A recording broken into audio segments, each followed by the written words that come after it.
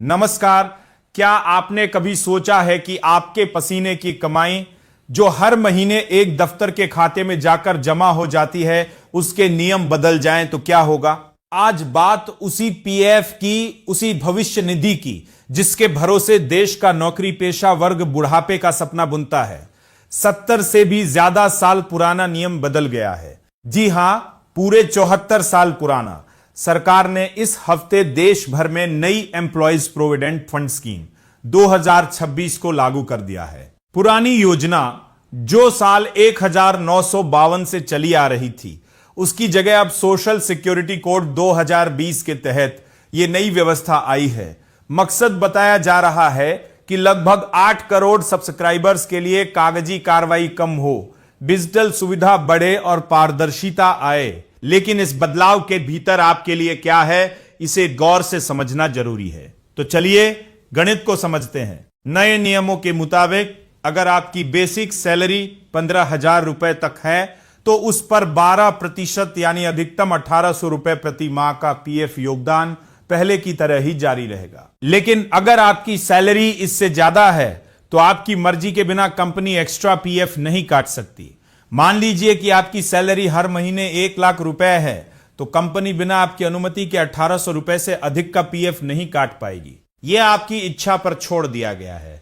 अब आते हैं उस पैसे पर जिसे आप जरूरत पड़ने पर बीच में निकालते थे, जिसे आंशिक निकासी कहते हैं। सरकार ने पहले की 13 श्रेणियों को घटाकर अब सिर्फ 3 श्रेणियों में समेट दिया है। पहली श्रेणी है आवश्यक जरूरतें जैसे बच्चों की पढ़ाई, शादी और बीमारी। दूसरी श्रेणी है आवास की जरूरतें और तीसरी है विशेष परिस्थितियां।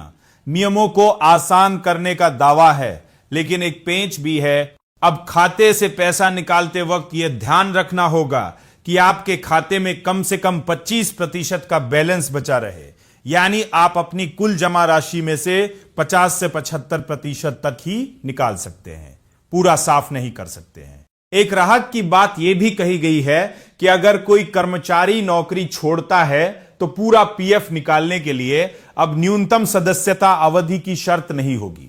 और हां, अगर ईपीएफओ बिना किसी ठोस वजह के आपके क्लेम सेटलमेंट में देरी करता है तो आपको 12% की दर से ब्याज भी दिया जाएगा। लेकिन इस डिजिटल तेजी को पाने के लिए कंपनियों को 15 दिनों के भीतर अपने कर्मचारियों के जरूरी दस्तावेज जैसे पेन, यूएएन और बैंक अकाउंट की सारी जानकारियां फॉर्म संख्या 5 में अपडेट करानी होंगी। जो चीजें नहीं बदली है उन्हें भी जान लीजिए। कर्मचारी और नियोक्ता दोनों का अनिवार्य पीएफ योगदान पहले की तरह ही मूल वेतन का 12% बना रहेगा और कुछ तय संस्थानों के लिए यह 10% रहेगा। अच्छी बात यह है कि जो लोग पहले से सब्सक्राइबर हैं वे बिना किसी रुकावट के अपने आप इस नई स्कीम के सदस्य बन जाएंगे। कोई नया खाता नहीं खुलवाना होगा।